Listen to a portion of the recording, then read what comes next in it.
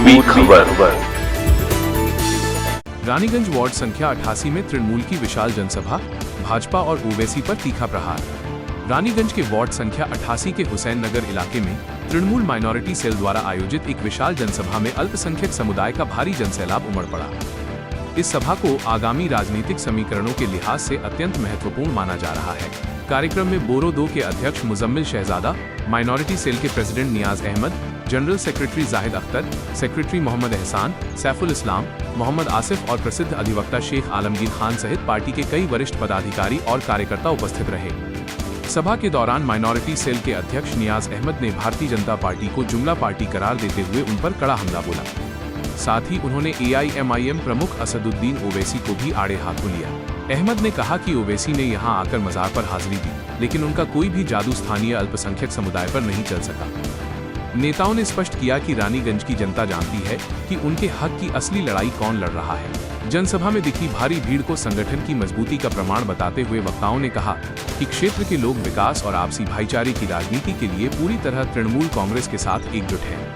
Programme हुआ ना, इंतखाबी जलसा है, निर्वाचनी सभा जिसको हम कहते हैं, और ये निर्वाचनी सभा था जो माइनॉरिटी कमेटी की तरफ से इसको ऑर्गेनाइज किया गया है।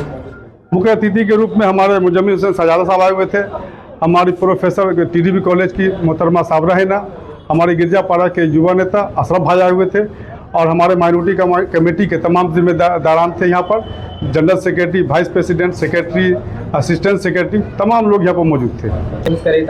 देखिए, इस बार का जो इलेक्शन होगा, माइनॉरिटी के साथ साथ में जो मेजोरिटी भाई है, जो हिंदू मुसलमान सभी लोग जो है तृणमूल के साथ खड़े हुए हैं। सिर्फ मुसलमान ही नहीं, तमाम जमात के लोग जो है दीदी के साथ है, और दीदी के हाथ को मजबूत करेंगे और बीजेपी को बोल्ड आउट करेंगे।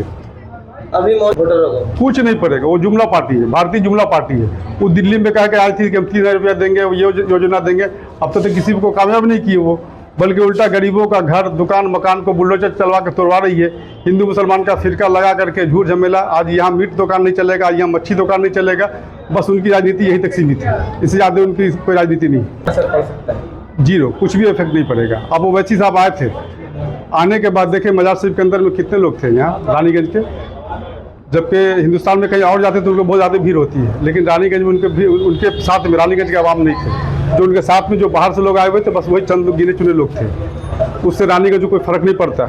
वो सब रानीगंज के जितने भी हमारे जो लोग हैं मुसलमान और जो माइनॉरिटी के लोग हैं, वो जानते कि हुमायूं कबीर और ये लोग जब पर्दाफाश हुआ था आज अलग अलग हुए। इससे पहले वो किस बिना पर साथ साथ थे, खड़े हुए थे, वो सिर्फ ममता बनर्जी को हराने के लिए, वो जो बीजेपी को हराने के लिए वो यहाँ नहीं आए थे, वो ममता बनर्जी को हराने के लिए आए थे। बिल्कुल, आप देख लीजिए, बिहार में उठा के देख लीजिए, अपोजिशन पार्टी जहाँ जहाँ अपोजिशन की हुकूमत थी उनको परेशान कर रही है, अपोजिशन के जो नेता लोग हैं, जो लीडर लोग हैं, उनको परेशान कर रही है। अगर आज बीजेपी की सरकार चली जाए तो मेरा मानना है कि बीजेपी के बड़े से बड़े दिग्गज नेता, हम यहाँ तक होम मिनिस्टर और प्रधानमंत्री ये भी जेल के अंदर रहेंगे।